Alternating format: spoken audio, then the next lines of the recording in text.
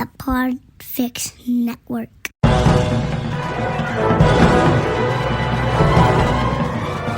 Hello and welcome to episode 250 of the Filmmakers Podcast!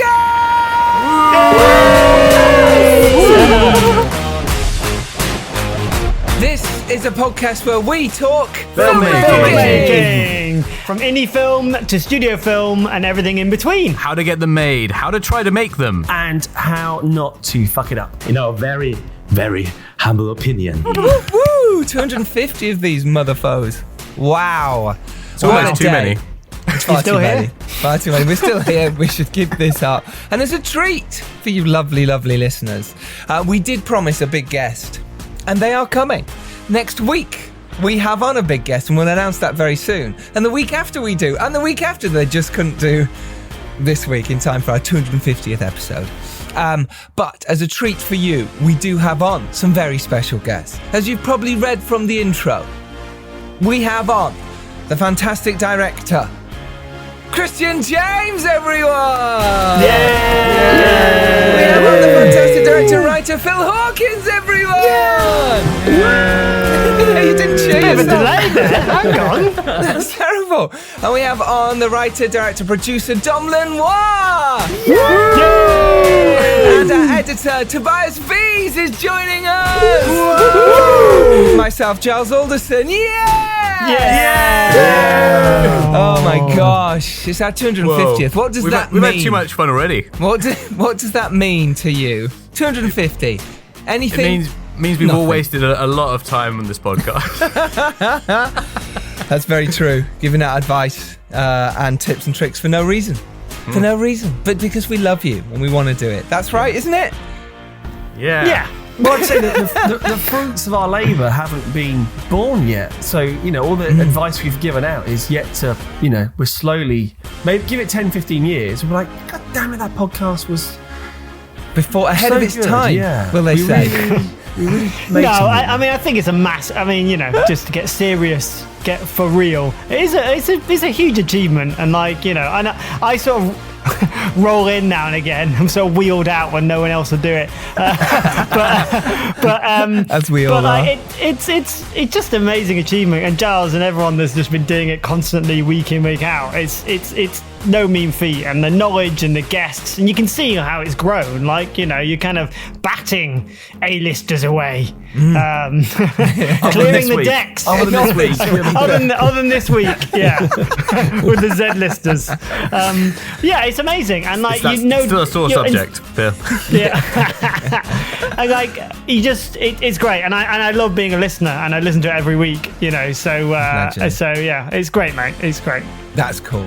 We've had on incredible guests, but what we're going to do for our Christmas special, as we did last year, we'll do a Christmas quiz coming up sort of just before Christmas Day, I imagine. We'll put that out for you, where we'll go through our top 10 of the podcasts that have been on. But the list this year has been incredible, especially in lockdown and the year before. It was amazing to have those people come on, share their knowledge and help and support everyone who was going through tough times, and we all were during lockdown. And that was so impressive and so happy. So yeah.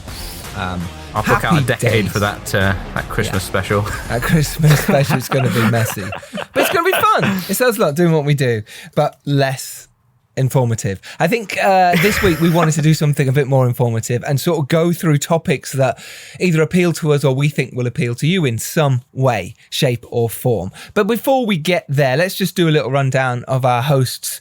Give us a little bit of pieces of what you've been up to. Let the audience know who you are and name your films. Why not? Dom, let's start with you as our resident co-host. Host. What have I been up to? So when The Screaming starts, I was producing on, which is mockumentary horror. That's done very well. We've premiered at Fright Fest and then been all around the world, to the USA, and now sort of in the sales distribution conversations, which is all very exciting. So that's good. And also working on The Unreason, which is like a female Bill and Ted with the Shakespeare sisters, which has been a lot of fun. and also developing my own stuff as a director, which I like to sort of keep under wraps until it's a place where... It's like a Christmas present. Exactly. It's wrapped under a tree and sat there. It's already wrapped. Waiting. I've made it. And also your film Winter Ridge, you've missed Yes. out. That one is available to watch now. Yeah, with Emmy Award-winning Hannah Waddingham. Was that? Yes, she's Emmy. She's been on this podcast, Hannah Waddingham. She is Emmy winning now. Yes, yeah. It's in your film. Congratulations. Thank you. Amazing. CJ, let's go to you. What have I been up to? I was in Denmark shooting a little ad out there, which is cold and very nice. Cool. What was it? Commercial? Was it a car commercial? Was it? No, it was for power tools. Power tools. Luckily, I'm not a part of the commercial. I'm not selling it. I'm behind the camera, luckily. But my pitch was much better. We'll get to that later. That's my question. And then I had a project that was a very exciting project that was destroyed, shot down in flames thanks to COVID-19. So I'm breathing life into those. I'm on the embers of that project right now. So that's what I've been up to. And then just stuff in between life. You're also the director of Freaked Out, Stalled, and Fanged Up, which are all available now. Wherever Fantastic. You get your films. Going straight to our lovely man, Tobias Vees. Hello, buddy. Tell our listeners a little bit about you. They only know you as an editor and that you came on as co-host recently. Yeah, actually, I have a film myself at the moment at the International Up-and-Coming Film Festival, which is one of the biggest youth film festivals in the Don't pretend you're German-speaking young. market. Stop it. We're all old. Tobias is 45, by the way. How's he getting away from this? I know. Yeah, which started today, and you can stream it the entire week online. And we are going to have a lovely talk about the film on Saturday, 5 p.m., which is 4 p.m. in the UK. And yeah, my film In the Dark is featured there, and I'm really excited about that. It's a drama with experimental touch and horror elements. Nice. Yeah. Nice. Yeah. And it's a short film, so everyone knows. It's a short film that I wrote and directed and produced and edited. But that's Great. And Congrats, man. That's great. Yeah, That's really thank good. you. That's Tobias really has good. also written some scripts with me as well, so we've been developing those and some scripts that have been made as well, which is super exciting. But we can't talk about those. But I mean, you could just blow it. just blow it. No blow out the one. credits. Just kill the hype. Ghostwriting for fun. But yeah, that's amazing. We also, Toby's our editor of the podcast as well. And I think it's really interesting because we've all made features, but a lot of people who listen to this podcast haven't. So it's really interesting for you guys that Toby's kind of your voice today to throw questions at us as well, that burning in his mind that he thinks other indie filmmakers who are about to make their feature will think as well. Phil Hawkins, tell us about you, buddy. Hi. Yes, I'm a director. Bread and butter is commercials. Many commercials. Especially this year has just been insane. What was your this year. Christmas commercial? You must have done one of the Christmas commercials. Do you know what? This year I've not done a Christmas commercial. What? Bizarrely. Yeah. Because usually they're kind of summer and then it all got a bit crazy during the summer of people playing catch up. So I've actually missed the Christmas boat this year. But I just did a commercial for kind of, interestingly, more kind of like almost like short film, like content commercials, but like with like a commercial budget for making things. So I just did like a 3-part mini series for Acer, which is kind of a superhero origin story. And then I did just did a little film for Magic the Gathering. Any Magic the Gathering fans out there? Which was pretty cool. Kind of bringing some characters to life that just exist on cards, so that was exciting. And I've done features, as Giles says. So I've done 5 features, and the film that I need to stop banging on about is obviously Star Wars Origins, which is the crazy fan film that I did that just was at Comic-Con, which is good fun. You should never stop banging on about it. It is a brilliant achievement. I think for anyone making a Star Wars fan film, the fact that yours is it's just incredible. It's super high production values. It's amazing. You can watch it on YouTube now. It's brilliant. Go watch that and then go, oh, okay, that's how to do it. Thank you, man. Super incredible. And should we have a mini exclusive on the Filmmakers podcast? Yeah, let's have a mini exclusive. I'm building this up. I can't say loads about it. But basically in a week, I'm going to be in Romania doing my first studio film. Which is pretty, very, very, very exciting. And I got the job this time last year. So Wow. that's how long it's been going. So can't say loads about it yet, and I will fill you in, and I'd love to do something on the podcast about it. Is that a pun? Fill you in. No, don't. Pause while Tobias cuts that out. Don't cut it, Tobias. So watch your short in terms of I made Star Wars Origins as a piece of work to attract kind of studio attention, and then it looks like it's kind of worked. So start prep, and it's going to be a big fun Christmas family Spielbergian movie, which is good fun. Can you even tell us the title or anyone who might be nothing yet? You can't. No, I'd say you can't.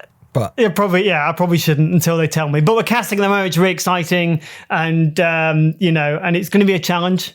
Of course. But so prepping now to Christmas, come back for Christmas, go back to Romania shooting, and then I'll be back in March or something at some point. So that's January good fun. to March, yeah. Basically, yeah. Oh, So with the prep, fantastic. so it's good fun. So Are it's you going at to be really Castell cool. Studios? Are you over there at their studios? We are, at Castell, yeah. Yeah. Amazing Castell, using their backlot and stuff. Lovely. Making America, creating America in Romania. I love it. So that's really exciting, and it's kind of weird saying it out loud because I'm the same as Dom. Like, you don't say stuff until things are real. Mm-hmm. And I literally have just got an email with my flight confirmation, so I guess it's happening. I guess it's real. I guess. And if not, we can have. That's it. That's it. It's true, don't Thanks, tempt CJ. fate. Done. I'm done.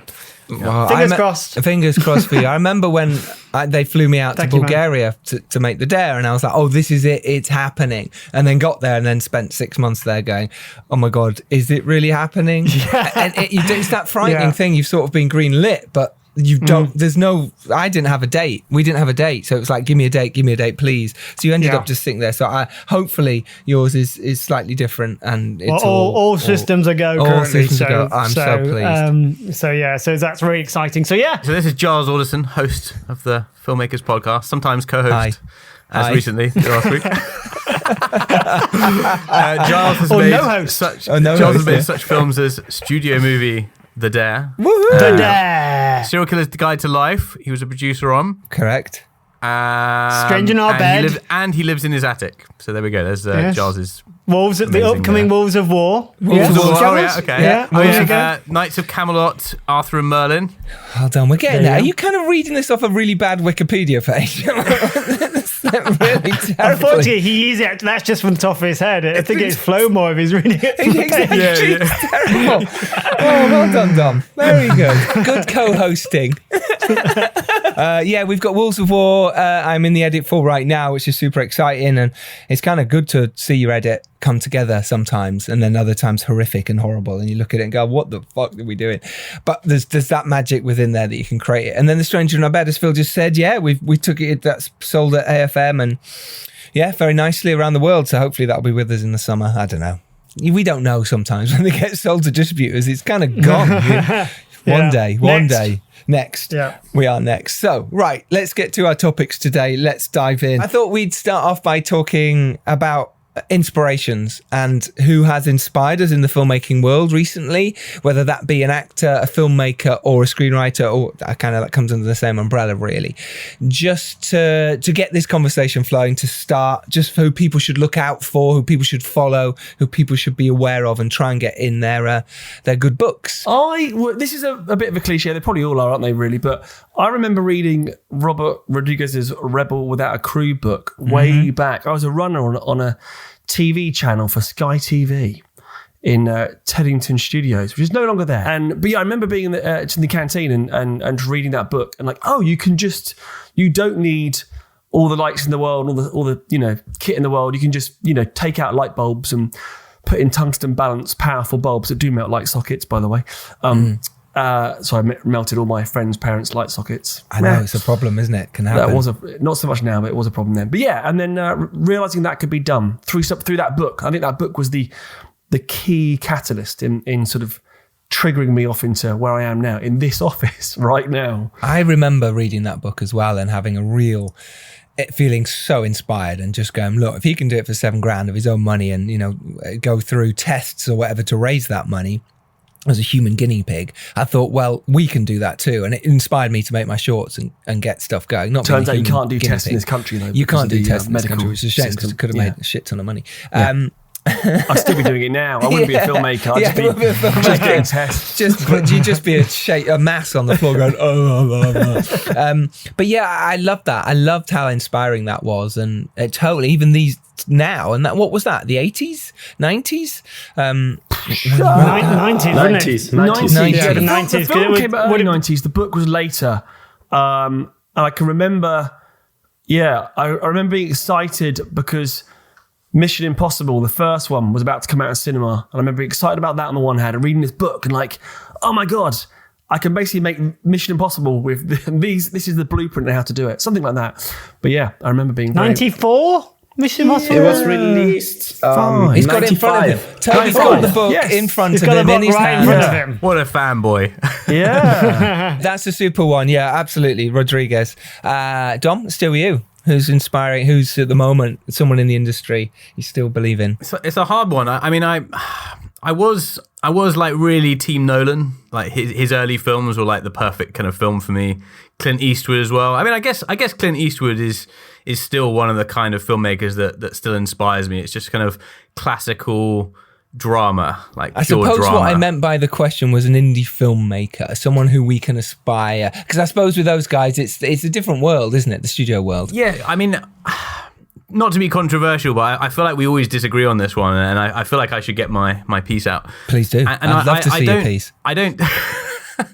I don't tend to look to indie filmmakers to be inspired. Like, it's not. I mean, I grew up on Hollywood films. I mean, maybe Phil semi agrees with me on this, but those are the nodding. films. What's that? He's nodding. It's nodding. a podcast. He's nodding. Yeah. But I grew up on Hollywood films, and my approach as a filmmaker has always been I want to try and make Hollywood films. So I think in Hollywood films, and then I sort of reverse engineer them. So for me, every year, the thing that keeps me like alive as a filmmaker is waiting for the Oscar films. I watched King Richard the other day. I watched The Harder They Fall. Like, those are the kind of films where I think this is what I need to try and make. Whether it's a smaller budget version of those, that is still what completely inspires me as a filmmaker. And whilst I do love watching indie films, and I fully respect indie filmmakers, it's not what gets me like excited about writing or doing things, because I always believe in the philosophy of aiming for the stars, and like, maybe you'll fall back at the moon or whatever. So I can see there's anger in Giles's eyes that I've derailed his question, but I love but it. that is kind of how I think as a filmmaker. It's inspiring. Phil, I'm the same. Go on. Yeah, no, I'm the same. And I was thinking about, who I would say, and there are filmmakers that, when you look at, you look at what Taika Waititi did in terms of making indie film and then transferring indie film over to the studio landscape, but and maintaining, in inverted commas, his voice. Like, they're very much his style, and not a lot of filmmakers have achieved that. Like, Nolan's gone from like mind-bending small ideas to mind-bending big ideas in terms of budget and things, but like his kind of sensibility, and maybe because it's comedy or that kind of off kilter look, that kind of works. You look at Colin Trevorrow, for example.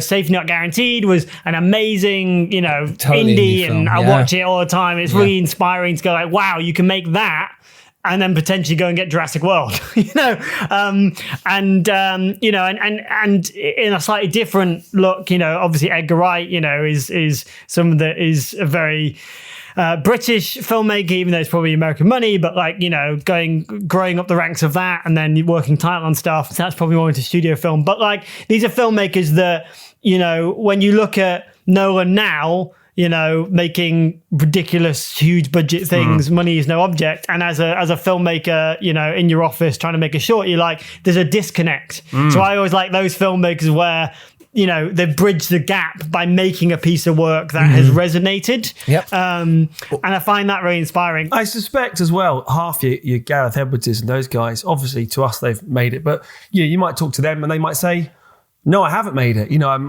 because the I only made Rogue One. But do you know what I mean? As in, when you've done it and you're in it, it doesn't feel like you've made it. It's hard to enjoy. It's hard to enjoy things when you do it. Didn't you say this, Giles, on the last podcast, you were saying about, taking a moment to realize everything you got to it. And I was listening to that, and that resonated with me, because you just rush ahead and you're like, well, what's the next thing? Because you have to have a hunger and ambition to survive in this crazy existence that we call filmmaking. But it is right to, to take that moment, you say, CJ. I think it is. I think that's, I think we do. Look, if we can make movies in this business, well done. It's an amazing achievement. It's so ridiculously hard. We're blessed, all of us, that we have actually made films, and I believe Toby will make one soon as well. It just is so hard. He's already made one. No, but a feature. Take it away from the poor boy. You know what Charles I mean. is such a feature snob. He's like, I you am can't a call yourself a feature snob. director It's so until terrible. I am. Even chastised well. Even chastised Tobias. He's like, we've made a film, and Giles is like, yeah, it was a short. I mean that in a blessed way. I know. Yeah. Making shorts is still hard work, and thank you for leaving me on it. It's true. I'm a feature snob, and I apologise heartily, because making a short is ridiculously hard. But we are 100%. I do, like Phil said there, about remembering what we've done and achieved. It's sometimes looking back and going, holy shit. For those of you out there who have made features or shorts, how amazing that is. He laughed.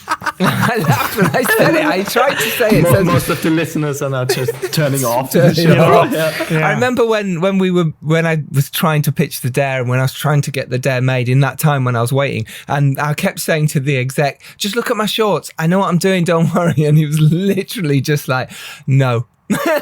No, doesn't mean anything to me, not interested. I do disagree, and I think it's a brilliant calling card, and so important to do it. And for me, someone who's ridiculously inspiring is Jim Cummings at the moment, and most of you know of him, especially in the indie filmmaking world. I think what he's done and achieved is ridiculous. He set up his own company now, and they're making things constantly, and he's helping other filmmakers in real time and making things happen. And that was from him, making comedy shorts and bits and pieces, and then making Thunder Road to go, sorry, I'm going to make a short. I'm going to star in it because there's no one else really around. I want to do it. Boom. And he then went off and did a studio film after Thunder Road. He really wasn't happy, didn't like it, and then came back to make an indie film, raised the money himself. I love that. He didn't sit back on his roles and go, I'm going to do another studio film. I'm going to wait. And that to me is ridiculously inspiring. And I'm going to go out and do it myself. Whilst Christopher Nolan and those brilliant filmmakers up there in Hollywood are obviously something I also grew up with and are also inspiring the things I'm working on. What I could relate to more was the episode from last week from Richard Miller talking about repeat, because having done now a couple of shorts and raising money myself, I thought making a feature for 10K is ridiculous. And I watched the film last week when it came out, and it's brilliant. And what you can achieve with just 10K and make a feature, so it's possible. And that's like, the gap is not too wide from zero money to 10K. I mean, 10K is still a lot of money for a lot of people, but in terms of filmmaking, it's nothing or next to nothing. And I found that was really inspiring to hear that you can just make a feature with great ideas for 10K. Yeah, you're right. And it was a cool, high concept idea, right? It's a very commercial idea, I think the problem is I've only got 10K. I'm going to have to film myself in a room and, talking in a kitchen and all that bollocks. Just on paper, it's like, oh, that's a cool, I want to see that. I don't care about the budget. The idea is cool. There's a hook, so that's what I found really interesting about that podcast and about Repeat the film itself is kind of, it has a hook and actually something that's sellable because, yes, we want to make our films, but we also want people to see them, and that's the thing. Yes. So Tobias, you're doing it and getting to film festivals, you're short into film festivals, and that's wonderful because people see that and you never know who will see it. And then, and then when you get to features, Giles, short snob, shorts, can even be harder, right? Because features, you can sell them. Shorts, you can hardly sell. Maybe you might sell it to Shorts International and make 7p on iTunes or something, but features you can actually sell. It's a product you can sell. So if you're that way inclined, obviously I'm talking from the commercial mindset, the Dom and Phil brigade of Hollywood filmmaking. But and so that's cool. it's a cool thing to have, like a low budget but a big idea, you know, and that's and he really like hit the nail on the head, and that was really inspiring. Brilliant. I love it. And that brings us on perfectly to Dom's first topic. So if you want to dive into that will help us. I guess my question is how you build good working relationships. And this could kind of apply if you're starting out or if you're further along in the field. Obviously, if you're starting out, you maybe need to make some shorts first. 100%, of course. I made loads of shorts. Please target me. It's fine. I've got a big target on my back now.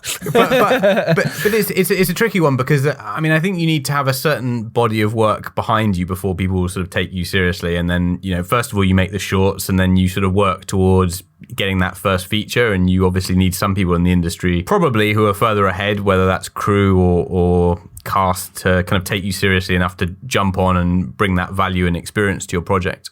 But I think the tricky part is when you've done films and you're kind of reaching out to people that are way further ahead from you, and it's how to sort of navigate those things. Like do you go in and you sort of come with confidence? I think a lot of American filmmakers do successfully sort of navigate that approach. Like, I'm the next big thing. I'm going to go in. I think in England it's a lot harder, and people struggle to sort of go in that route. Like, how do you build a relationship with someone that you want to work with in the future? Say with a big production company or a really big producer who's looking at you and thinking, well, okay, there's a bit of a gap between where they are and where I am. How do you make them gain that confidence? So I think it's an interesting thing, and I think rushing in isn't always the key way to do things, and you can definitely scare people off that are very busy and that they have those kind of films on their slate that are at a certain level. But yeah, I'm interested in what everyone else has to. I think it's a great topic. Yeah, how do you get noticed after your shorts? How do you get noticed? In this world, and even after your features, if you're looking to to go upwards. to your next feature. Yeah, if you made a feature for 10K, or you've just made it in your garden, or you haven't sold it and you've done it though. But yeah, I suppose that's a good point. How do you get noticed? I was just thinking about how not to do it, and because it made me laugh. Sorry to keep calling back to podcasts that you've done, but like a few podcasts ago, you were talking about someone that emailed you like a load of abuse after. Please publish it. I just like I was so tempted to publish it. It was amazing. I get them, and I get lovely emails from people. Partly, some of them there's just like insert name here. Here's a blank, a load of paragraphs that you've copied and pasted. And I'm like, you switch off immediately. Yes. And then you get other ones where someone's watched your work, or someone, flattery gets you with me, and maybe this is my trick. No, I agree with you. When people have put the effort in to research and watch, you're like, I can't help it but reply. And I've done it a bunch of the past, from lockdown onwards, is like, I have Skypes with people. It's just random people that I don't know, but they've watched my stuff and maybe they've sent me one of theirs. I'm like, okay, cool. Let's have a half an hour chat. And I wished I had that, starting out. So that's why I love trying to do that when I can. So I think that in terms of what Dom's saying about, some people a few steps ahead is kind of, do your research about those people and be very targeted, and then approach them in a very nice manner, with some knowledge of their work, and it doesn't harm to ask, right? It's to just say, oh, can we have a Zoom, or it's the new meet for a coffee thing, isn't it? And it's easy for us as the filmmakers, if it's me or you, Phil, CJ, if you get asked to do that. It's true for us to go meet for a coffee. It's like, well, I've travelled. Am I going to be there that day? Is my meeting going to run over?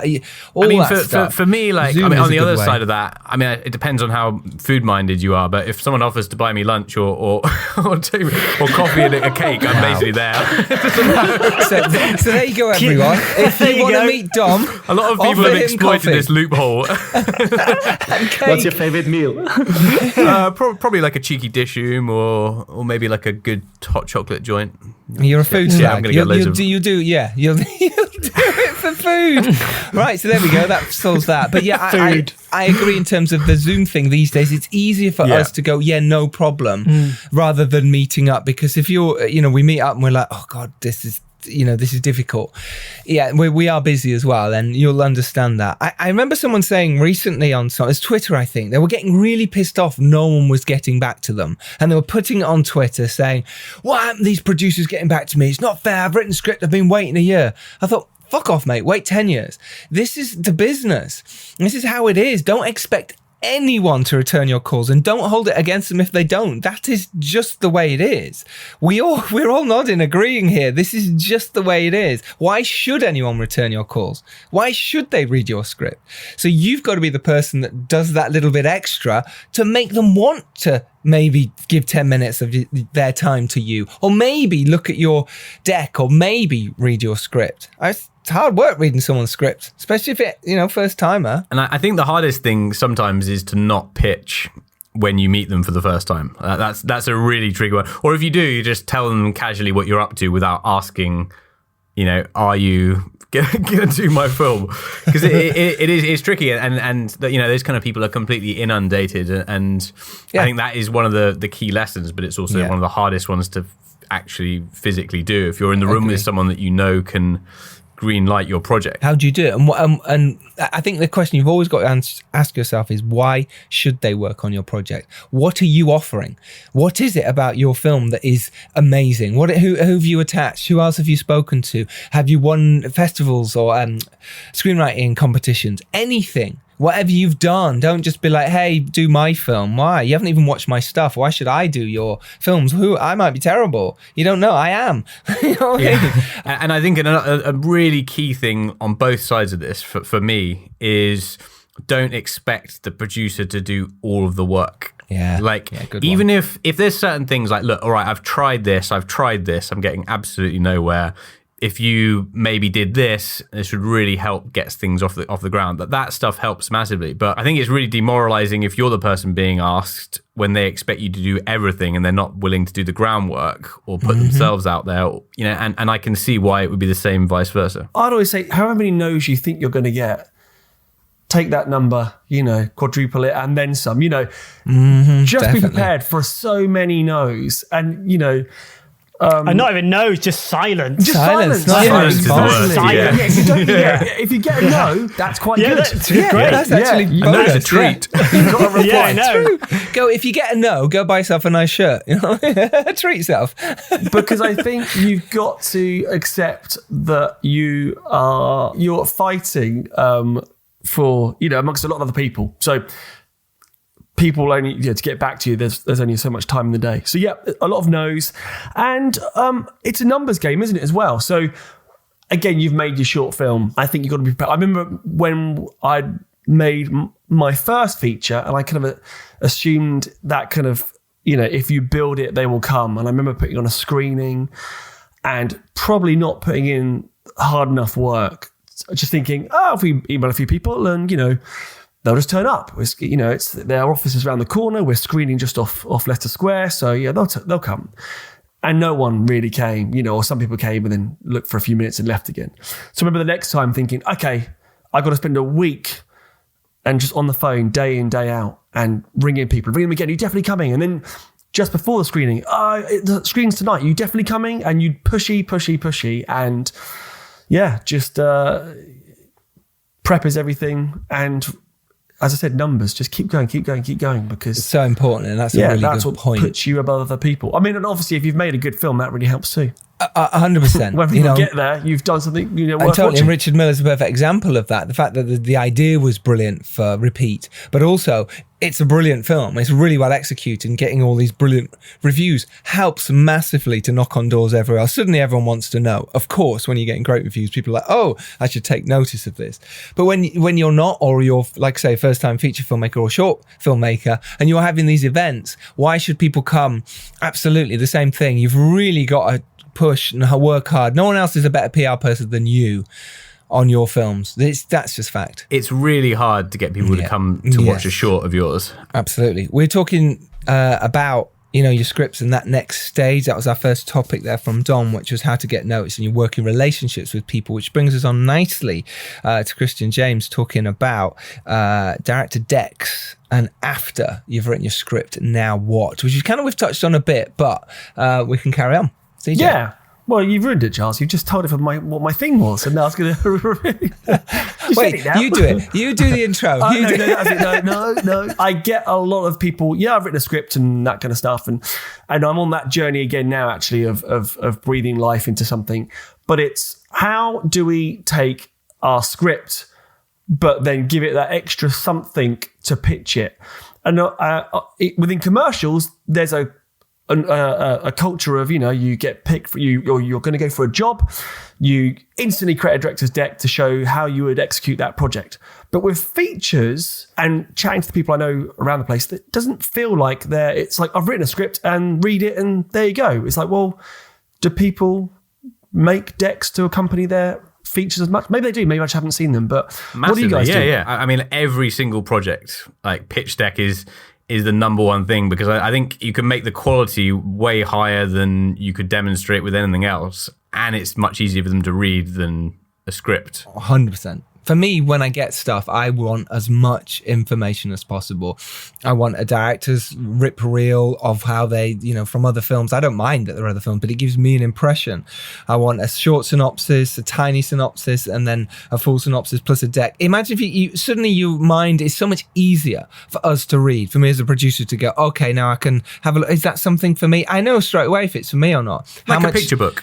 Like a picture book. But I love that, because how much I want to colour it in as well. I think it's important for that reason, because I know straight away if I want to do it, but I also know what this director/producer is capable of. If they're able to deliver something that puts their vision across in a 6-page, 10-page treatment, I'm like, okay, I believe in this more.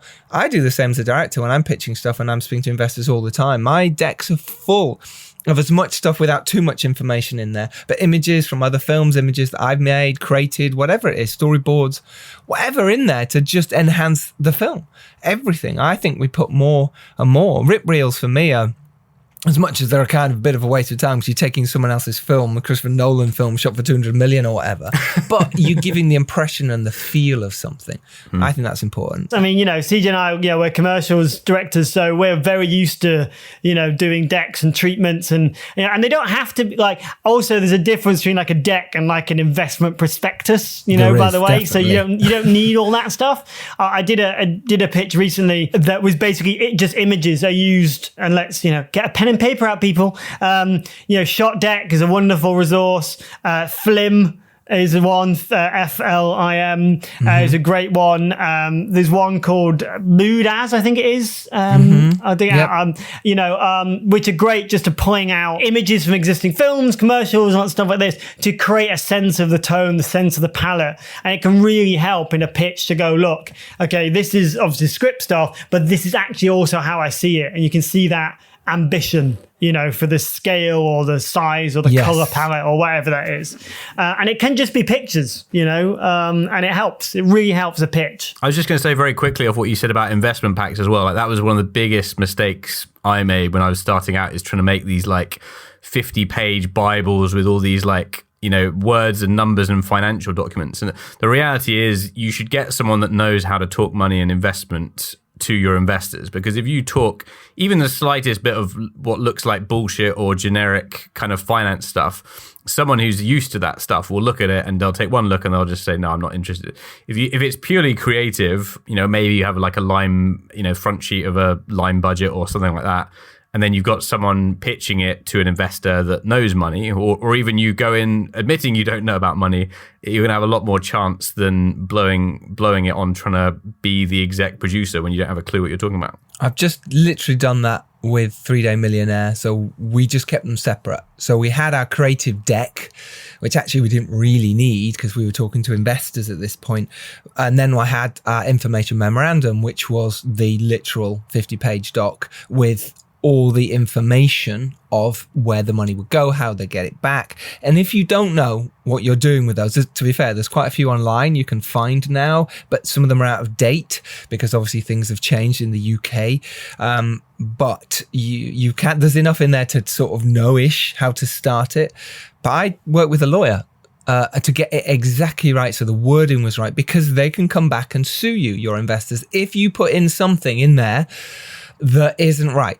and you didn't mean it, but the problem is later on they go, well, it says that in there and therefore you didn't deliver, therefore I want all my money back. All these things can happen. You've got to be so careful. Shit. I'm running back to quickly check half my decks for the commercials I've done. Look, CJ, thank you so much for your question. Thank you for being here. We know you've got to go. We appreciate your time. So for now, fuck off. Bye. Bye, buddy. Bye, guys. Bye. Love you. Love you. Bye. Love. You used a lot of different terms and vocabularies now. You talked about pitch deck, vision deck, you talked about treatment and stuff. Now, a really practical question. If you're just a writer and not a director yourself, what's the best document? What does it include? I mean, there's different school of thoughts about that, but what are your opinions? As a screenwriter, I think you should put your images in there. Again, you don't have to go crazy, but if you're sending me an email, you should put, I've loved your films. The Dare was the best thing I've ever seen at the top. It will be the only email saying that. But There we go. Followed by Obviously. the podcast is amazing, obviously. And then I think you should put, hey, look, whatever, I'm contacting you because I've got this script I think you might like. I think it's in your wheelhouse because. Here is the logline. The logline should tell me what the film is about. And then it should say action thriller. And I'm happy when people put in the vein of Red Notice or Ready Player One. I'm ready for that. I don't mind that. I quite like that. No, it's just a tonal thing, isn't it? It just goes, oh, okay. I can see, yeah. Yeah, we can see it then. And I don't mind images on the bottom of that in the email. I don't mind that because then it gives me it's like this. And here's a color palette I've come up with. Because I feel that all writers kind of should be doing that or doing that when they're writing anyways, coming up with images and ideas and music. And they're already in that vein of mind. So why not put it in as some sort of mini deck? It can be a page. It could be 2 pages. It could be 10. You don't have to be brilliant at Photoshop, or putting decks together. You just have to put your vision across and you get better at it for sure. Can I also say what really puts me off? Yes, of course. just to contradict everything you've said, John. No, please don't make a poster. No, don't make a poster. No. I just know, it really puts me off. I don't know why. I'm just like, when you've made a poster, I'm just like, no, because they're always bad. They're always bad. They're always bad. So and bad. it's like, It never look, looks like the film. No, just don't do a poster. Like, a few images is fine. I think if it helps, if you've written something that needs it, then anything that can help communicate that. But if you're a writer, it's different. If you're a writer approaching a producer, for example, then yeah, cool. You can get a head start of like setting up the tone or the style of the film, right? Which is why we do this meets this, and those guys, I think it helps you. If you're approaching a director, I'd be careful. I'd only do it if it really needs it. I read something recently that had something quite specific in the script, and they put a footnote in the script of like a link to this YouTube thing, which I watched, and it really helped. I was like, oh, I get it. Cool. I get it. Yeah. And that was really useful. But like, I'm also, I don't know, maybe I'm like stepping on my toes, dude. But like, I think if you need it, then do it. But I don't think you need to do it all the time. If you're approaching a director, I'd say, because they're also going to have a vision and a style and that sort of thing. And that's hopefully why you're approaching them. It goes to that research thing, right? Of like, don't send me a kitchen sink, council estate drama, right? I'm not the guy. No. I just no. But like, it's but if it helps tell the story, and I think the thing is as directors as well, not only writers, that we sort of take for granted that our job is to visualize a script, right? And there are a lot of people out there that can't visualize a script or find it difficult. If though, they'd probably be directors, right? So especially when you get producers or more practical producers or investors and stuff, anything you've got as a director or a writer, that can be like, this is the kind of person I see for this character, or this is the kind of location. And that's what my decks are. They'll say like a character's name, and there might be 7 images of like a type of person from different films, or it might be the key location. There's images about that location, and they might go from like the forest moon of Endor to a picture of a park down the road. But like, as a whole, they sort of say something, and that I think that helps. It's all that communication, right? Like and don't take for granted the fact that you may be good at it, and other people might not be as good at it. So, so I think that really helps, definitely. Let's move on to on set then, which is Phil's. Let's talk about your topic, Phil. Fill our audience in, Phil. Oh, I feel like Sorry, I used I that actually earlier, didn't mean but- to do that. It was Dom's insistence. Obviously, it's quite a feel big me? one. Keep them coming. Obviously, it's quite a big topic, and it's sort of about, we could all have the thing about, be prepared, do your shot list, do your blocking outlines, all that kind of stuff. But I think maybe some of the stuff to talk about is maybe about how you handle yourself on set. Maybe something to talk about. Good one. Is that there's a director when I was assistant director in commercials many years ago, and the best piece of advice that stuck me was like, you're the guy or girl that is there to be cool under pressure. So the set can be on fire, but if you're cool about it, people read off that. It often is. Often is. And maybe it just comes with experience. Maybe it's confidence. Maybe it's insanity. But there are many times, and Giles and Dom will know this, and Tobias, probably on your short, that where you're like, we're never going to make the day. I know tomorrow the location's just fallen out, or there's an issue with this actor, or there's something else going on that maybe your producers, if you've got the luxury of producer, is protecting you from. But you're the guy that needs to be able to like be paddling madly under the water and being smooth as a swan on top. And I think that's really key. And it comes to that like setting a tone on set. If people have different directing styles, we're all very even between me, Dom, and Giles, we're probably all very different on set.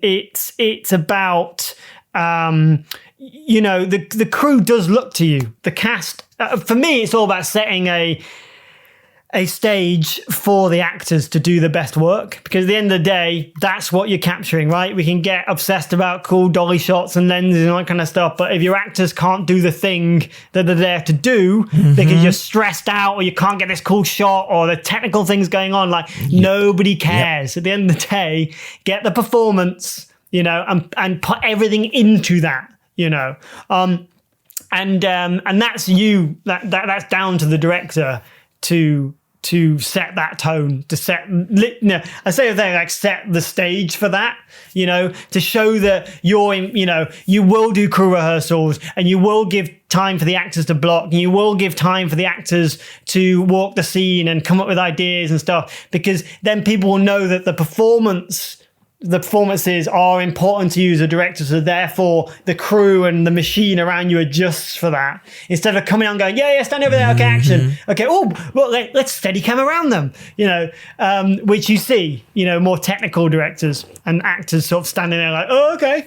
I think that's important as well about being on set. I think that is, I agree with that a key massively. thing. Anyone want to add to that? Agree with that? I don't think you have to be. I don't think you have to be super serious either. Like some people think that you have to be like, a military leader on set. And I feel like that sort of changed a bit anyway over sort of with the recent megaphone years. You don't have stood to be the sort of the dictator.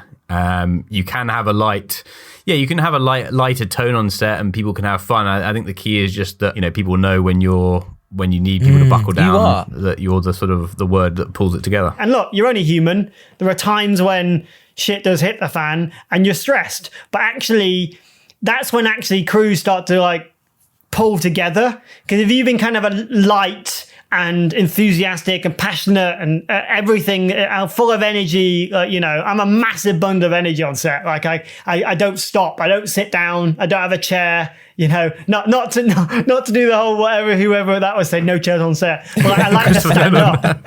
God, I like to stand up. I like to be engaged so I can rush around.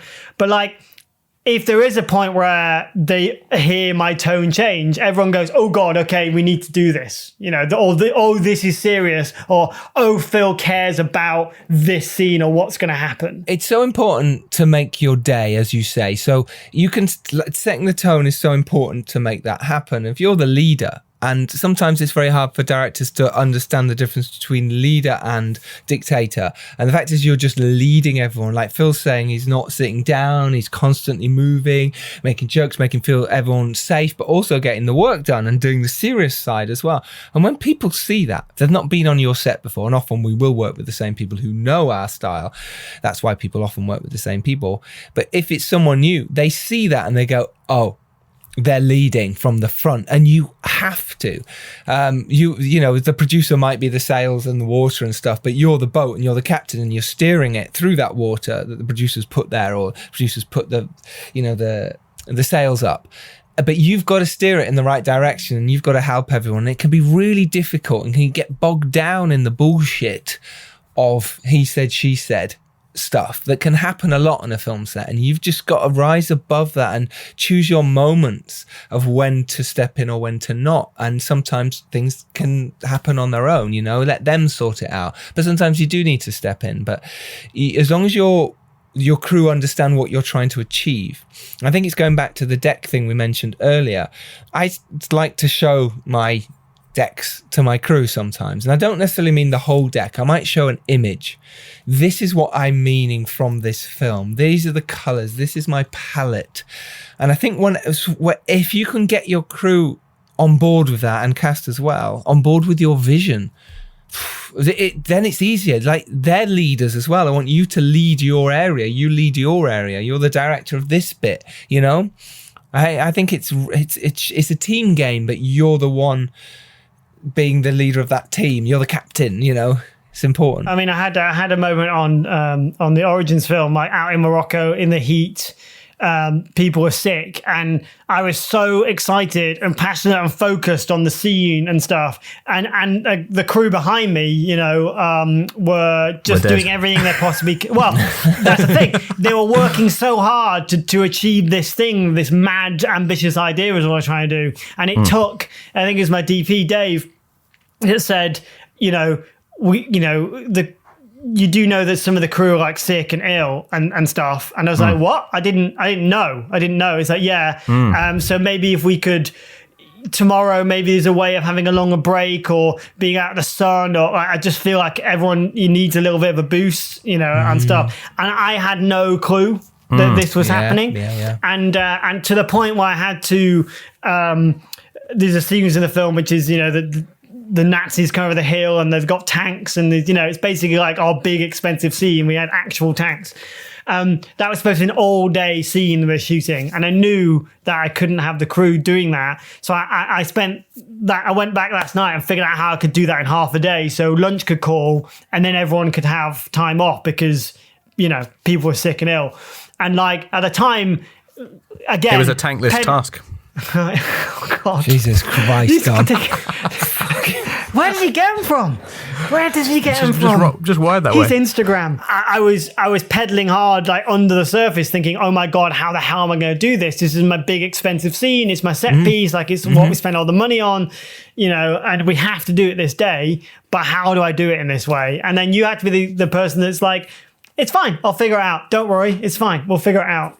You do. And then you walk off and cry. You do cry, because these scenes are so important. You've put so much effort and time in how you've planned your shots, and then suddenly you can't do what you want to do, whether it's crew illness in Phil's case, or it's the weather's shit, or that location doesn't work, or an actor's not ready in time. Who knows what it is? They can't get, someone can't get there. Someone's laughing at your short film. It is important that you know that. I like to say, when people tell you that, to go, okay, well, I've got to adapt. And I think that is something you've got to be malleable on set and not too strict with what your vision totally is. Of course, your vision's important, but you have to change that because things do change on set. Things happen. And your bar starts up so high and it comes down all the time. So in the end, your bar now is, oh God, I can step level. Over it. It's limbo level. And that is just the way it is on indie films. And that's when you need someone short. It didn't quite work. Keep that one in, Toby. There's obviously a huge pressure on the director because everybody's watching you, and as you said, Phil, you are the one who's setting the tone and the atmosphere on set, and you're the leader. Now, on shorts, making shorts, you probably have 4 or 5 days of shooting. Whoa, what kind of that's shorts are you luxury. making? That's what I say. That's a feature for most That's people. why or we do something. them in Austria. Good for you. That's not too many days, so that's manageable. But if you're shooting a feature, you're sometimes shooting for, I don't know, 3 weeks, 4 weeks. How do you? Sometimes. How do you make it through those 3 weeks? I mean, I always find the thing for me is always just basically look at it one day at a time. Not try and, because the thing is, if you try and look at the whole week ahead of what you've got to do, it's too much for your brain and you're just going to blow out. So I mean, you've obviously got to be aware of where each character is in the story, where the tone is, where their character arc is, etc., which is different from a short because you've got to sort of keep track of that. To not have wildly inappropriate there are like scene characters jumping. or arcs in short films. No. When you're shooting for 5 days. No, but I mean, you can over your 5-day Odyssey shoots. But over 2 days, it's pretty easy to keep track of where a character is emotionally. Like over a feature, there's a lot to try and remember. So I mean, that's the main thing. But other than that, like I just think it's like you just got to take it scene by scene. You got to make the scene, then you got to make the half day, then you got to make the day, and that's it. And then when you're sort of getting to maybe close to the end of the week, if you have by any horrible nightmare dropped any scenes, you've got to think, okay, where are we going to fit that in at the end of this week or the start of the next? And then it's just have a break, decompress as much as you can, and then get back in on the next one. And you literally just have to be present and deal with it as it comes. It's different from the producing side because you have to think ahead. You can't not think tomorrow or just today, let me get through today. And of course you can as a director. I agree with you. Obviously you're prepped beforehand, so you know your film inside out, and you've prepped what you're doing on day 19 or day 12 if that's your last day, whatever it is. But as a producer, you can't. You have to be thinking end goal. You have to be thinking even distribution or whatever it is on set, because you might be having those conversations. So you have to be aware of everything that's going on and the problems that are going to occur. So your brain has to think, hang on Thursday, that actor might not be available, there's going to be a problem, someone's setting fire to something, right, we need to get fire brigade, make sure they're definitely there. All these things. A lot of mention of fires. The set's on fire all the time. We know Who's the this. pyromaniac This is fact. You do have to think differently. As a director, I agree with Dom. As long as you're prepared and you've done the work, you can do it day by day, because if you don't, you can really drown in it and start worrying so much. Going into that new thing is like be prepared. It's like for that reason. It's like you might sort of forget 2 weeks in about why you did a certain shot or a shot list or some blocking or something, but you're like, but you did that work. So it might have changed, but you did that work. So when you bring up those notes, because you've been overthinking a day or two ahead, you're like, it jogs your memory because you've all the homework you've been put in beforehand. I'm very much that, director that preps everything, every single shot, every single thing, and then basically has that in my back pocket. I get on set and I speak to the actors, so there's always a fallback plan. And I think, if you know the script well enough, because that's your job, the arcs are, what Don was saying about knowing where an actor is or character is in the story. I think that's hopefully comes in as an instinct about what that's the story and the point of that scene, right? Because if you've broken down the scene, you're talking about the aims of that scene and what the objectives are from the characters and what they want and what they need and all that stuff. You put all that homework in, then you shouldn't have a good idea of where you are at any one time. But I think it's really good advice to. And I'm sort of taking it on board now, knowing I'm going into a feature. Having not done one for a while, like, I probably should do that, Dom. I'll write that down. That's what this podcast's for. Yeah, it's great. It's helping me. For us hosts as well. At least for us. Yeah, exactly. I love it. I mean, look, I believe we could talk about that topic for ages, that whole on-set, when you're a director, when you're a producer, what you should do. But I think you find it yourself. You learn, don't you? Once you've made your first film, and obviously you want to be great on that first film, but once you've done the first film, you suddenly realise, Oh, okay. This is what it is. This is where my brain needs to be. I think, the question was, how do we cope on set? I think for Tobias, your question was, how do we, how do you get through 3-4 weeks? Your brain. Regular crying. Yeah, exactly. You cry, but for me, it's like wake up, jump straight in the shower. It's like get my brain in. I had a routine every day. Sleep. Do some press ups. Sleep is vital. Sleep is so important. People that think I completely disagree with the idea that you should, just burn yourself out at both ends. No, totally agree. It's actually, I think it's actually better to be slightly less prepared but well rested so your brain can work than it is to have been like fretting over something into the small hours of the morning and then turn up wrecked. Directors or crew members sometimes who go out, get smashed, and then the next day they're on it. I'm like, hang on, how are you supposed to be able to do your best work? Yeah, I complete abort mission. Like, doesn't matter how antisocial. Like, the second I wrap, I want to decompress and get some rest. And okay, it's okay to have a little drink with your crew or cast, of course, but you're the leader of that ship. You can't be there up till whatever, getting smashed, doing your thing, or even having 3 or 4 a night. You've got to concentrate. This is might be your only chance. You've really got to take it seriously. For me, also, it was about being physically fit as well, in terms of I was eating well, having the plant-based diet really does help, but also running and looking after myself. Not too much sugar, not too much coffees all the time. Coffees, too much milk, so you're prepared, your brain is in that right space, and Baroccas every day, keep the vitamin C's up, so you're not going to get ill. You will get ill when you finish, for sure. You're going to be runny nosed and in bed for weeks. It's horrible. But you've got to not get ill when you're on set, so you've got to do everything in your power, your body strength, to tackle that before you make your first film. Because on set's tough, man. It's really brutal. I also had protein as well every day. I used to have like a protein. Yeah, protein shake every day. What? Like if it's your bro, it's protein. Oh, protein. Yeah. Sorry, was this a really bad pun again? An inappropriate. You always say time? they're bad, but let's be honest, they're not bad. They're good. I'm really embarrassed now that I'm laughing at these bad People puns. come for knowledge and stay for the puns. For the record, Tobias, Giles, and Phil mostly laugh through these puns anyway. I'm just cutting the laughs out, so it's So it's just silence after every pun. Oh, so not punny. So a final topic, the third point of being a filmmaker. They say one is when you're script writing, the second is when you're on set, and the third is when you're in the editing process. I'm in there now with Wolves of War, so I thought, this is another good topic for us to talk about on this very special 250th episode of the Filmmakers podcast.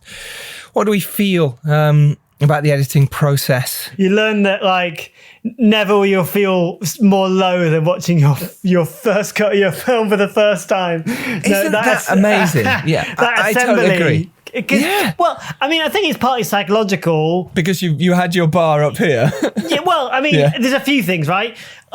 If your editor knows you, or it's a new editor, it can be different. But let's just say the assembly, you probably had hardly any input. So it's the first time seeing it. And in your brain, this thing the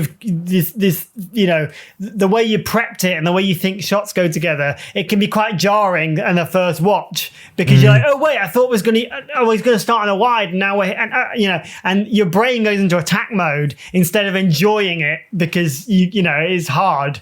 Yes. And I always feel like I've not shown it wide enough. I always feel like when it's on set, I feel like, it's wide, it's cool. And anytime I see it, I'm like, could have been wider.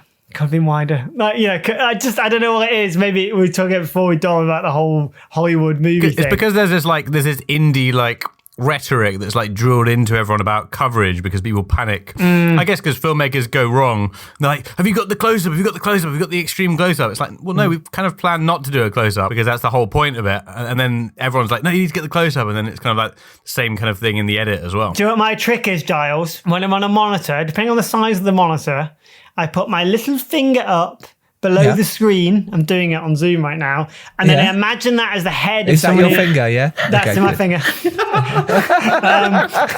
What else should it be, Charles? I think. Oh, no. It's bigger.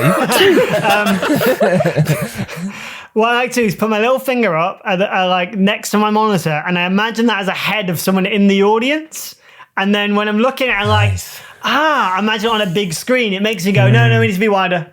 Because suddenly you've got a sense of scale or context. And I do that. And people see me just doing that by the screen and people are like, what is he doing? Why does he keep fingering the monitor? This guy likes E.T., but my God, what is he doing all the time? And I find it's to the point that on a film many years ago, someone cut out heads and stuck them on below my monitor, which was funny. But yeah, that's what I like to do, just to kind of, because I'm always trying to make it big and feel cinematic, right? And yeah, of course. So that helps me. We make films that we expect to see in the cinema. That we don't start out making our films going, hey, this will be on someone's iPhone, they'll be watching it on that.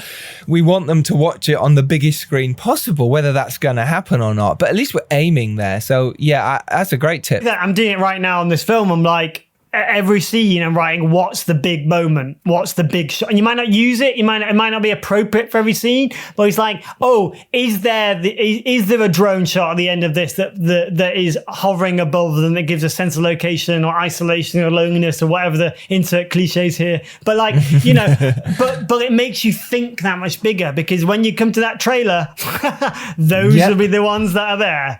Totally. It's a vital part of our filmmaking process that we do sort of take for granted a bit. The editor's job is incredible. There's not enough love given to editors on what they do with these films. And I think it's so important that we learn as directors, producers, not necessarily producers as such, but wouldn't it be great if producers understood the editing process as well, properly understood it. But as directors, I feel you should. I think it's your duty to totally understand and edit short films yourself, edit whatever you can yourself to understand that process, because it makes you a better director for one, but when you're in the edit process, you understand. One thing that I as well feel with the edit process, once you get there, you realize you spent far too long on the wides. It's something that filmmakers do all the time. They do the wide first. I get why we do the wide first, get the actors into it, get the shot right, where people are blocking, walking, etc., etc. The problem is you spend so long perfecting that wide. See it all the time. And then you get to the edit and you go, I got 7 wides and fucking we didn't have enough time for the close-ups, didn't have time for the inserts. Why? Why did you do 7? You never use it. You hardly ever use the wide. But I've learned. But even so, you still spend too long on the wide, and I might just do one take. We still do it. But that's something that I'd say, if you haven't done a feature yet, try not to start on wide if you can, for the blocking reasons. But because you end up hardly ever using it in the edit. I love a developing wide, right? So like the Spielberg rule of thumb of of being in a way where you can be a wide into a mid or into something else and motivate along. Like I love that. I absolutely love it. And where it's possible for the story and caveat everything, like I try and do that where I can. And if you don't know what I'm talking about, or one example, Spielberg got every single film, but there's some cool stuff of I think in Indiana Jones, where it's a simple dialogue scene between him and someone in his apartment, and it's all just one master. And you watch the whole thing, you're like, well, there's been a close-up, there's been a mid, and then it developed into this, and we saw the thing he picked up, and you realize it was basically one shot. And it's so subconscious that it's because it's motivated by, and he's the master, of course. It's motivated by the actors and the motion, that it feels like a ballet, as it were. I love a moving master. I'm a big fan of going, right, here's what I want to create within this scene. This is my moving master. As much as some bits of it, I'll never use it, be shit, don't worry about it, because we've got to get from that. I don't care. It's my moving master. As long as I've got that, I've got my moving master. I'm fine now. I don't need, I don't need to, and now I can punch in. Let's get tights. Let's get close. And if editing, that's the thing, like, don't strive for perfection on everything. Don't go again because there's a bump in the track or something. Because it's like just, or even if the performance wasn't quite there or the line wasn't quite right, you could just dub it, right? Like from the close up, and if you shoot as wide as I am with my tiny little finger head, you can't see him sink anyway. Totally right. I 100% agree on that. There is nothing worse when, I see it quite a bit when I'm producing and the director will go again because there was a noise happened or the actor didn't deliver exactly that little bit in the middle, right? I'm like, yeah, but he did it in the last take or she did it in the last take. But all you needed was the beginning and the end. And for me, as a director, I make sure if I'm doing another take, it's because there's a little bit I wanted tweaking. So that's the note I'll give. I won't care about the other bits. It doesn't matter for me if you nail that or don't. I know I got it in the other take, so I want that little bit in the middle. And as long as you know that as a director, don't waste time, man. You haven't got time on a movie set. It goes. It's actually Colin Gowdy that suggested, me and Dom did a chat after the Alice Eve podcast where we were just talking randomly about filmmaking, and it was Colin that I asked if people like this, and quite a few people did, but Colin emailed and said, look, this is really cool, you guys chatting. So hence why we were doing the 250th this way as well, is because so Colin we can blame Colin for this. So if you don't like this, blame Colin Gowdy. We'll set up a mail account for that. Sorry, Colin. He's amazing. So look, we've covered so much, and this has been almost brilliant. Too much. It is. It's. We have covered too much. We've given you too much information. Yeah. It's like it's all over. So, as I do with all my guests recently, I've been asking, what advice would you give your younger self? I think what I've learned, and we touched on this, is that fact that performance is everything. Because when I was starting out, in the bygone era of I got really excited when you were able to pull focus for the first time. This is how old I am, and I used to get caught up in the technical, and then I was unhappy with the film because I hadn't concentrated on the actors or in my first shorts and stuff like this. And I remember then allowing the actors to do what they want to do and be open to those things, and being that conductor, for want of expression, of the performance as it relates to the story, is something I would go back and go, Phil, stop messing. Nobody cares what you shot on. Nobody cares if you're doing a dolly shot. Nobody cares. The scary thing you need to concentrate on is that person in front of you that's got those lines to deliver in a certain way, and that's what you need to tackle, because we can get very, we can go into a false insecurity where we get pulled into the technical because it either works or it doesn't work. Either we have this or we don't have this. Whereas a performance is something that is untangible and and evolving and beautiful and interesting and different every day, and and that's what I'd say lean into as a director, is to try and work with more actors, go and act. You might not be the world's best actor, but you definitely know what it's like to be in front of a camera when you have been in front of a camera. And you find a newfound respect for that. Giles, obviously, you did it. And then, and then lost his good looks and became a director. That's what we all do. Some of us haven't. No, I completely echo your sentiments, actually. And I think if I had to pick one thing over everything else, it was going and doing acting lessons, observing acting, learning, because it's the most unintuitive if you're a sort of a storyteller that watches films when you're growing up and you see it as a placeholder. It's just not. It is a separate skill, and it is the most important, and it's the one you can't fake. Out of everything. The second thing I'd say is learn story structure. Understand what important bits need to be in your film for people to connect. Learn not to do cheesy dialogue. Learn to create interesting characters that have feelings that actually translate across. Tobias, what from making your short was the most surprising thing?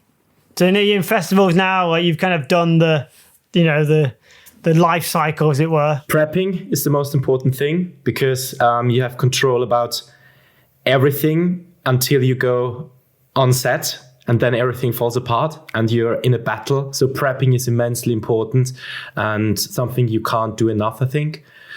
Sleep as well, because even if you're doing a 4-day shoot, sleep is definitely really important. Very much so. The pressure of that is tough. Yeah. And the last thing is that a good first AD is the most important crew member, or one of the most important crew members. That's great advice. Yeah, I'd say first AD and DP. Yeah, of course, DP as well. But especially on short films, because you often forget when you're doing everything by yourself, and you're having the overview, and then you go on set and you're like, okay, fuck, I should have put someone in place who is just have someone who looks at the time, someone who manages the set. So you as a director and producer, you really have the time on set to work with the actors. Yeah, great advice. Very cool. I think my younger self would be would be amazed with where I've got Many to. years ago. Many years ago. You I and think, yourself would be like, don't make a podcast. yeah, but that would have been the first thing. So why waste your time doing that? But yeah, I think it would have been trust yourself. I think that was always the thing before I made my first feature. I was so frightened. I was so scared I was going to fuck it up. I was absolutely petrified. And you were right. Now that was funny, Dom. That we're keeping in. I will cut out the last though. Yes. So it seems really serious. Tobias, I'm going to be monitoring the jokes. Yeah, I think I did that a lot, and on set I was worrying and panicking way too much. I was way too stressed, and I just had to learn from. Obviously, I didn't have podcasts then.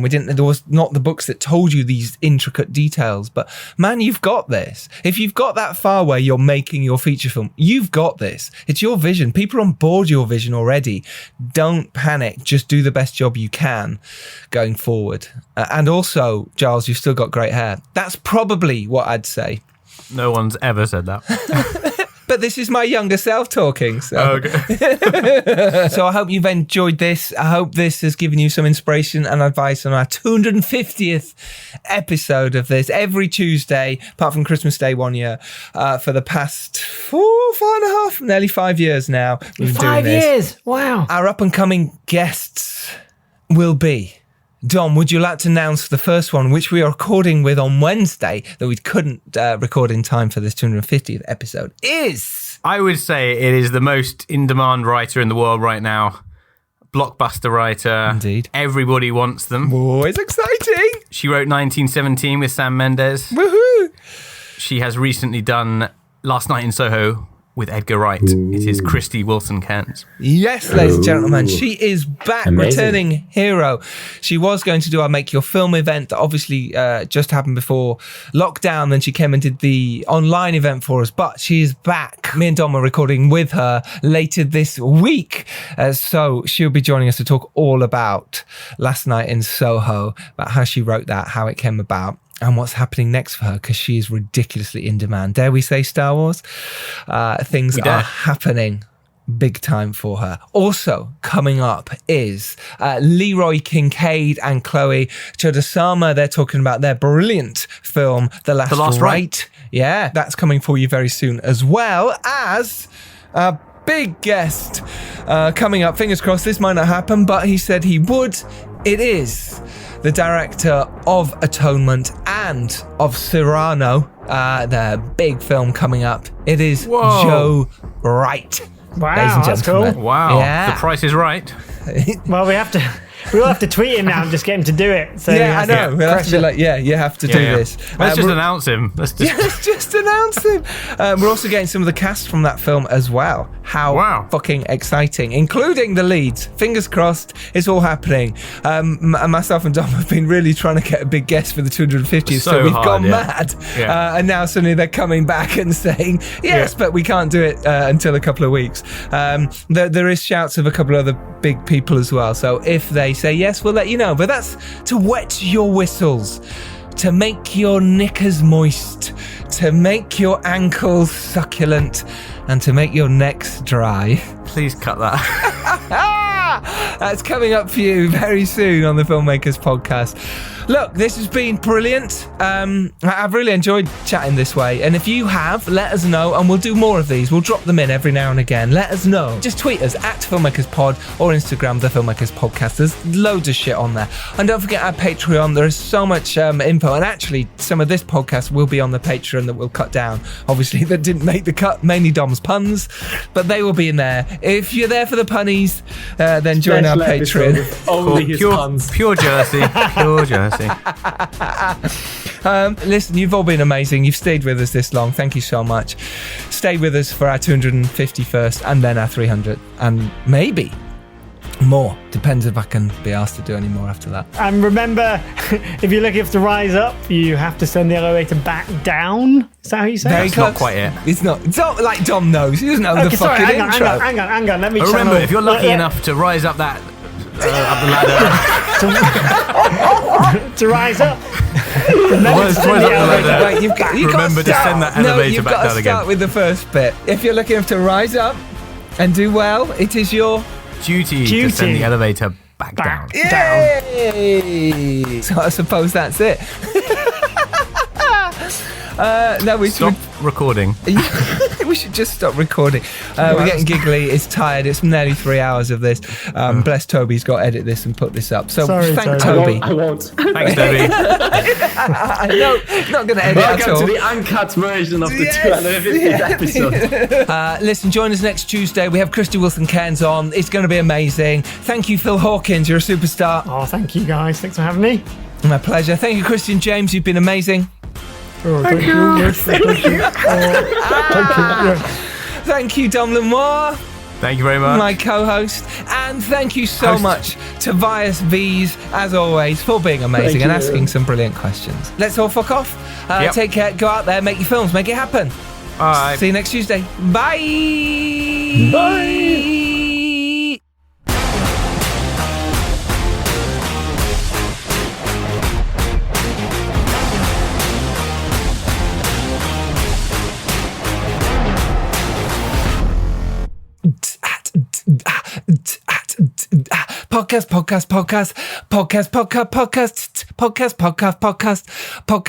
Podcast.